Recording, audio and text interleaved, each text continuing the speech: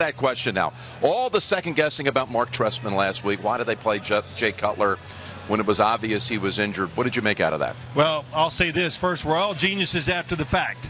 But when I watched the game, just as a fan, as I watched it on TV, I thought somewhere in the third quarter I could see he was definitely hampered. And early in the fourth quarter, I thought he was almost impossible for him to make any plays. That's easy for me to say, but most coaches go by this credo. And if you talk to ex-quarterbacks, they'll say it. You stay in there and you go down with the ship. And I saw Marc Trestman give Jay Cutler a little pep talk on the sideline, like going, you're tough, way to hang in there, you can still do it.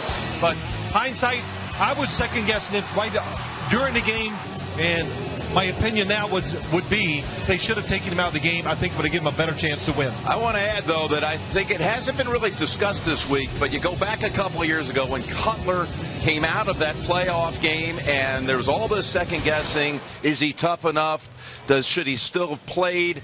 There were even active players who were out there questioning his toughness.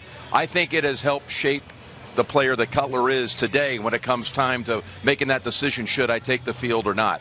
By the way, where were those players last week? Why weren't they tweeting now about how he was out there playing basically on one leg, coming off the groin injury, then the ankle injury? I didn't hear anybody speak up last week, those same players around the league who were so vocal about him taking himself out of a playoff game. Yeah, it's an old story, but I'll just go to this. I saw him play at Vanderbilt many games. He ran the option. He got crushed. Vanderbilt was a terrible football team, and he hung in there and played and became a first-round draft pick. So I think he's proven his toughness many times over many years. Absolutely. And in the NFL. So if people thought that way, shame on them, even back in the playoff game, but especially anytime forward.